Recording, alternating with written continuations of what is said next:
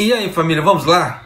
Tá na hora do vídeo, tá? Infelizmente, tá? É mais um youtuberzinho falando de camisa esfarrapada, canalzinho pequeno que não ganha relevância, tá? Só que, tirando a ironia à parte, por que eu falo isso? Tempos atrás eu havia feito uma previsão que o Japão tava com a corda no pescoço. Tá? O Japão tava muito endividado, já tava na recessão, tava com a corda no pescoço. Aí eu escutei vários comentários na época, né? Não escutei não, eu li, né? Vários comentários na época. Japão tem grana pra cacete, né? Tá jogando dinheiro fora aí, e você tá falando besteira. Tá falando, desculpa assim, tá falando merda, né?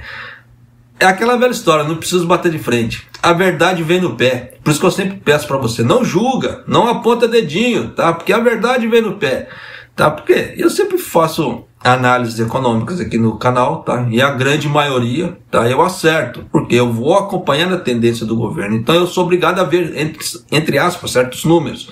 Então você vê que o governo, ele estava tomando uma direção muito perigosa há alguns anos, tá? E a coisa tá degringolando de uma forma que, dependendo, para reverter isso, vai ficar meio complicado. Porque agora as informações saíram, foi do Ministério das Finanças aqui do Japão, tá? Então vem com o tio aqui para você ver os números astronômicos da dívida japonesa. O saldo da dívida de longo prazo do governo japonês ultrapassou 1 quadrilhão. Já deu para você sacar que a coisa vai ficar feia, tá? O que dá a bagatela de 7,7 trilhões de dólares. Pela primeira vez no ano fiscal de 2021. Então você vê que esses números foram do ano fiscal do ano passado. Se juntar com os do ano fiscal desse ano, rapaz, o troço vai subir ainda mais. Que terminou em março, atingindo seu nível mais alto de todos os tempos, informou o Ministério das Finanças. Então você vê que o próprio Ministério das Finanças veio a público para soltar o relatório, e nisso já dá para você sacar, né? A dívida cresceu para 1,02 quatrilhão, desculpa, já ia falar trilhão, é quatrilhão. A dívida cresceu para 1,02 quatrilhão, quebrando recordes pelo 18º ano consecutivo. Então já dá para você sacar que já tem 18 anos que o Japão está se endividando, tá? Ele está gastando mais do que ele está recebendo, então já dá para você sacar que a coisa está ficando feia, tá? Devido ao aumento nos custos da Previdência Social, em meio a um rápido envelhecimento da população e gastos emergenciais em respostas à pandemia do coronavírus. Então você vê que o governo está jogando a culpa, né? 50% da culpa na Previdência Social, no caso assim, nos idosos e etc. Claro que a parte da Previdência Social do Japão não é só a parte dos idosos, ele é por causa do Shakai Hoken, etc., ele tem uma rede muito ampla, tá? É muito expansivo isso aí. Então não dá para falar que é só os idosos, porque tem muita coisa envolvida nisso, tá? Nessa parte de seguridade social do Japão. Então eu já vou alertando, aquelas pessoas que vierem falar, estão botando a culpa só nos idosos. Não, estão jogando a culpa na Previdência Social, tá? E a Previdência Social, assim, ela é muito extensa aqui no Japão. Ela tem várias áreas, assim, ela tem várias ramificações. Então o dinheiro vai escoar? Vai. Tem como isso não escoar. E os gastos emergenciais em resposta à pandemia. Gasto emergencial, você já sabe, né? Vai dar dinheiro aqui, dá dinheiro lá, dá dinheiro para cá, joga dinheiro para trás, joga dinheiro para cima, igual o Silvio Santos, e assim vai. Além da vacina. Tá, então isso aí são esses gastos, tá, que eles quiseram falar, resumidamente falando assim, a grosso modo. O saldo da dívida de longo prazo, que exclui alguns títulos, aumentou 44 trilhões em relação ao ano anterior. Então você vê que eles excluíram certos dados, tá? Se eles tivessem colocado os títulos, todas as coisas ali, esse número seria muito maior. É aquilo que eu falo, é camuflagem fiscal, para poder mostrar certas informações, ocultando outras. Tá? Isso aí, numa auditoria séria, nunca passaria. Tá? Por isso que eu falo que o governo Kishida, atualmente, está num governo de muita sacanagem. Tá? Ele falou do governo anterior que estava escondendo dados, escondendo número, mas ele está fazendo a mesma coisa. E aí? Tá. A expansão da dívida colocou a terceira maior economia do mundo ainda mais longe de restaurar sua saúde fiscal, já a pior entre as principais economias. Então, entre o G7 é a pior economia. Tá? E uma fala do Kishida, tá, de tempos atrás, ele falou que ele quer restaurar essa saúde fiscal do Japão até 2030. Para ele conseguir restaurar isso até 2030, ele vai ter que ser muito mágico, ou os impostos no Japão vão ficar aqui, ó. Você vê que sumiu até da tela, tá? Por quê? Porque não tem outro jeito, tá? Porque é aquela velha história, por mais que o Japão depois futuramente vai voltar a ganhar com impostos em relação a turismo, outras lucratividades, nesse meio tempo vai ocorrer o quê? Desastres naturais, o que ocorre sempre no Japão. Não tem nenhum ano que não acontece nenhum desastre natural aqui, que vai ter mais gastos. Nada garante que o resto do mundo vai viver em paz nesse tempo, que não vai haver nenhuma oscilação do mercado. Então tem muita coisa que eles não estão levando em conta. Tá? É aquela velha história. Papo de político. Político, como é que se fala assim? Sonhador. Tá? Então, infelizmente, se não toma decisões duras agora, no futuro vai ficar pior. Então as próximas gerações vão se lascar. Tá? Mas continuando aqui. O saldo da dívida dobrou nos últimos 20 anos, depois de ultrapassar 500 trilhões de ienes pela primeira vez no final do ano fiscal de 2002. Tá? Então você vê que são 18 anos subindo. Você vê que em 2002 já tinha uma dívida de 500 trilhões. Juntamente com uma dívida de longo prazo estimada de 193 trilhões de ienes dos governos locais. Então, se somar todas as prefeituras do Japão, existe uma dívida de 193 trilhões de ienes. A dívida total do Japão deve chegar a 1,21 quadrilhões de ienes, de acordo com o Ministério. Então já dá para você sacar que aquilo que eu falo para você, camuflagem fiscal é desculpa o termo, é uma bosta, tá? Porque você vê que soltou um número, 1,02 quadrilhões, você vê que só foi colocando. Se tivesse colocado aqueles títulos ainda seria maior que esse de 1,21 quadrilhão de ienes. Então já dá para você sacar que a dívida do Japão é astronômica. Impostos vão subir, infelizmente não tem como. Tá? Nesse nível, cada cidadão japonês teria uma dívida de 9,66 milhões de ienes. Então já dá para você sacar. Eles fizeram a divisão assim por pessoa aqui no Japão, no caso assim, vamos ajudar o governo a pagar a dívida. Então toma aí, 10 milhões. Tá, tá fácil, né? Os crescentes pagamentos dos juros sobre a dívida acumulada após uma recente tendência na alta dos rendimentos dos títulos seriam uma dor de cabeça para o governo. Isso nunca ocorreu no Japão. Tá? Mas até agora o Banco do Japão, o famoso BOJ, tá? Comprou uma enorme quantidade de títulos como parte de sua política monetária, né, para acomodar e manter essas taxas de juro próximas a zero. Por isso que eu falo que nessa parte o Japão dá um tiro no pé, porque ele tira os investimentos. Ele quer deixar o ien fraco, o dólar alto no Japão, para trazer investimentos. Só que nesse ponto, se você deixa títulos do governo a juros zero, ele não se torna atrativo. Então o que acontece? Certos investimentos para o Japão não vão acontecer. Tá? Por isso que eu falo que nessa parte os administradores eles não mudaram a cabeça com o tempo, eles não acompanharam as mudanças de tempos em tempos, estão com mentalidade de 15, 20 anos atrás. É complicado fazer uma política desse jeito, mas continuando aqui. O ex-primeiro-ministro Shinzo Abe, tá? Para quem não sabe, o Abe ainda continua no ramo político, ele continua no poder aí, tá? Ainda, como eles falam assim, dentro das coalizões ali. O ex-primeiro-ministro Shinzo Abe, cujo programa de estímulo à economia da Abenomics incluiu uma ousada flexibilização monetária, chamou o BOJ de subsidiária do governo, provocando uma reação imediata dos parlamentares da oposição que veem a observação como minando a independência do Banco Central japonês. Isso aí já aconteceu faz tempo, tá? Tanto que a política do BOJ ultimamente ela está muito alinhada com a política do Kishida. Então tem alguma coisa para fazer? Não tem.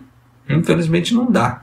Né? Em dezembro, o BOJ detinha 43% do total da dívida em aberto, embora traçasse uma linha de monetização da dívida e compras de títulos do governo via mercado. Abre aspas. Metade da dívida do governo é comprada pelo BOJ. O BOJ é uma subsidiária do governo, fecha aspas, disse Abe, tá? Que ainda apoia a flexibilização monetária do BOJ em uma reunião que foi na segunda-feira. Tá? Você vê que é uma coisa assim, bem recente o negócio. Então já dá para você sacar que existe os conchavos, as coligações ali existem, pô. O Abe falou a verdade? Falou. Agora os parlamentares estão pulando dessa altura. Pô, não tem como. Quando chegar o prazo do pagamento da dívida, o governo pode rolar, disse ele. É, rolar mesmo. Vai rolar de raiva, vai rolar de dor de barriga, um monte de coisa. Takahide Kyuchi, economista executivo do Nomura Research Institute e ex-membro do conselho do BOJ, tá, do Banco do Central Japonês, disse que a independência do Banco Central foi e deve ser mantida, chamando a visão de Abe de muito pouco refinada. Você vê que não falou que era mentira, ele falou que não é refinado. É diferente, tipo assim, o cara foi grosseiro de falar isso, mas ele não, em momento algum, ele falou que não, o Abe está mentindo. Se a independência do BOJ for prejudicada, ele será forçado a fazer políticas apenas convenientes para o governo. E o que está acontecendo? Com essa alta da inflação aí, que tá. O BOJ já falou que vai precisar manter, tá? Que ele vai manter a alta do, como é que fala assim, da inflação no Japão, e não tá vendo que o povo está se fudendo. Desculpa o termo, tá? Que o povo está se lascando de verde e amarelo. E está achando que essa política de ien alto vai, como é que se fala assim, dólar alto, tá? Desculpa, ien desvalorizado, vai ajudar o Japão, mas não vai ajudar o Japão na sua totalidade, vai ajudar o Japão em alguns segmentos só. Aqueles segmentos, eles vão se levantar, tá? Que foi aqueles segmentos que mais tomaram coquinho, né? Tomaram na cabeça por causa do coronavírus, que foi a parte hoteleira, parte turística. Eles vão se levantar, vão parecer um Highlander, como é que se fala assim, né? Eu não morro, não cortaram minha cabeça, né? Eu tô ali, né? Tô vivo. Esse ramo ele vai crescer muito rápido, ele vai dar um ganho muito rápido. Só que, por outro lado, alguns setores que mexem com commodities não vão ganhar, muito pelo contrário, estão perdendo por causa das commodities. Então aquela velha história, vai ficar elas por elas? Não dá para saber, até porque vai depender de quanto o turismo vai arrecadar daqui para frente. E o turismo ele não vai arrecadar rápido, porque você vê que já soltei a notícia, o Japão vai abrir por escalas. Então agora para o mês de junho vai abrir 20 mil pessoas. Só que entre essas 20 mil pessoas que vão poder entrar, não serão 20 mil turistas, serão pessoas de comércio, pessoas para trabalhar no Japão, pessoas, os próprios japoneses que vão de outros locais. Aí sim depois entram os turistas. Então nessa brincadeira aqui, dependendo do número de turistas, vai ser um número muito pequeno dentro de cada voo. Então já dá para você sacar que a coisa vai ser rápida? Não vai. Vai levar assim um bom tempo. Por isso que eu falo que tem uns cabeçudos que eu vou te contar, meu, nessa parte. Tá gastando um monte, tá arrecadando um pouquinho, tá achando que tá fazendo bonito. É complicado, mas continuando aqui. Para o ano fiscal de 2022, o governo planeja lançar um recorde de 107,60 trilhões de ienes no orçamento inicial. Tá?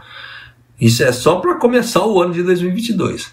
Em partes para financiar o aumento dos custos da Previdência Social. enquanto espera receitas fiscais de 65 trilhões planejadas. No caso assim, ele planeja emitir títulos para ajudar a cobrir o déficit. Vocês entenderam esses números, né? Eu vou explicar de novo. O Japão planeja gastar 107,60 trilhões. Em contrapartida, ele espera receber 65 trilhões. Então o Japão vai gastar 107 e vai receber só 65. E esse arrombo de mais de 40 trilhões. E aí? Ele vai soltar em títulos. O que acontece? Títulos do Japão a juros quase zero. Eu não vou falar que é a zero porque os títulos do Japão estão gerando em torno, como na matéria passada não havia gravado, em 0,5%. Não chega nem a 1%. Alguém vai se interessar em comprar título do governo japonês? Tem que ser muito doido, né? Mas é aquela velha história. A China compra por quê?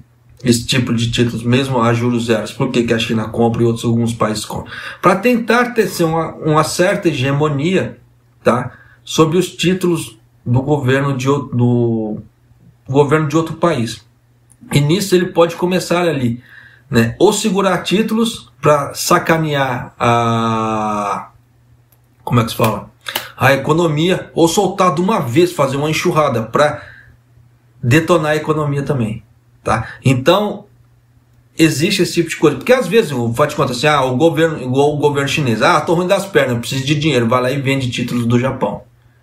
Tá? Aí nisso entra dinheiro para eles. A mesma coisa que poderia ter a Rússia ter feito antes de começar a guerra. Não sei se a Rússia fez, tá? Se a Rússia não fez, foi burrice de estratégia deles. Mas de qualquer maneira, até porque o Putin não achou que a guerra fosse levar esse tempo todo. Não contou com imprevistos. Por isso que é uma coisa que eu sempre trago aqui no canal. Conte com imprevistos, faça planos, se planeje, tá? Porque sempre existe alguma coisa no meio do caminho, tá? Que pode nos pegarmos de calça curta.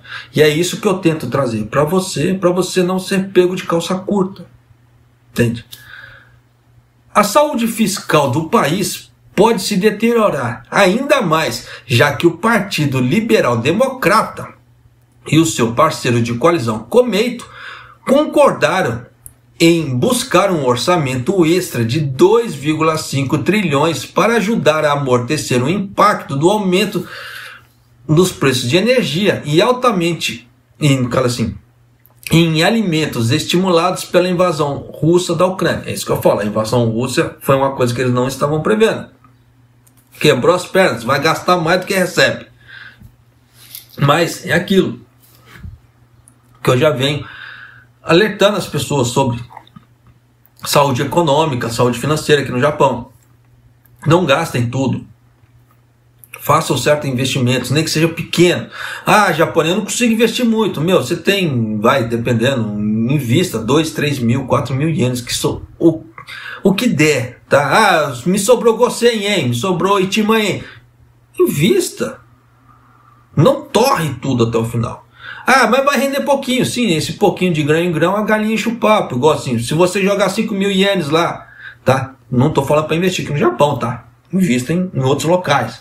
Porque os juros aqui no Japão, principalmente se você for conservador, não gera grandes coisas. Aqui no Japão, o investimento bom aqui pro Japão, o que seria? Seria ouro e outras coisas assim, algumas commodities, tá?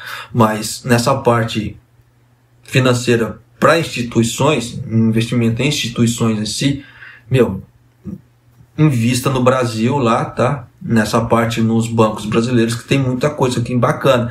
Japonês, mas agora você é pouquinho, tá? Assim, pouquinho, você colocou pouquinho. Mas se você não mexer naquilo ali, o que acontece? Esse pouquinho vai gerar uns juros, tá? Aí depois, esse pouquinho junto com os juros daqui, ele vai dar um outro montante e vai dar. Aí vai ficar aquela ideia, juros sobre juros, daqui vai dar um certo crescimento. É nisso que, entre aspas, as pessoas não entendem também, porque, entre aspas, pirâmides crescem. Tá? Só que chega no momento ela tem que dar uma parada ali, porque não dá investimentos. Tá? Nessa parte dos bancos, independente do que seja juros sobre juros parecido com pirâmide, ele não para, ele vai embora. Tá? Mas desde que você não mexa. Tá? Então tem que tomar cuidado. Eu sei que essa minha análise de juros sobre juros é igual a ideia da pirâmide foi meio chula, tá? Mas se você parar para analisar, existem certas concordâncias ali. Então, tome cuidado só com os investimentos que você faz, tá certo? Eu, por enquanto, aquilo que eu falo, já falei em outro vídeo falando nisso, eu sou muito conservador, então eu faço certas aplicações ali, mesmo que seja com montante pequeno, e deixo, e vou deixando, eu esqueço aquele negócio lá, tá? Deixo, como é que se fala assim, investimento programado, porque existe aqueles investimentos programados para 1 ano, 5 anos, 10 anos, você deixa lá o negócio lá, vê como é que se fala. Só que esses investimentos programados que eu uso, tá? Eu posso resgatar eles, entre aspas, tá? A hora que eu quiser. Por isso que eu falo que eu sou conservador, porque a gente nunca sabe a hora que pode dar um problema. Então, às vezes, você precisa daquele dinheiro. Então, eu faço investimentos já visando esse tipo de situação. Tem pessoas que, se tem dinheiro sobrando, que não precisa fazer aquilo, faz com investimento fechado, contrato fechado, sem poder mexer, e toca-se a vida. Quem não puder, faça com investimento com essa parte de contrato, entre aspas, aberto, que você pode resgatar o dinheiro a hora que você quiser. Só que faça um esforço para não mexer nesse dinheiro, tá? Para ele ficar lá, juros sobre juros. Pense no seu futuro, porque você vê com esses números fiscais do Japão, a tendência do Japão é só piorar. Enquanto ele não fizer uma política que ele arrecade mais do que gaste, o barco só está afundando. Os buracos no queijo só estão aumentando. E aí? Vai chegar uma hora que vai se tornar inviável esse tipo de coisa. Porque o Japão tem dívidas. Se o Japão não conseguir honrar as dívidas, o que acontece? Caloteiro. E para caloteiro, o que acontece? Infelizmente, não tem ajuda. Não dá. Como eu falo assim? Porque você não tem a segurança que você vai receber de volta. Vocês entendem? Então, a coisa vai minando com o tempo. Não é da noite para o dia. Tá? Só que você vê que a situação já está há 18 anos piorando e só está degringolando.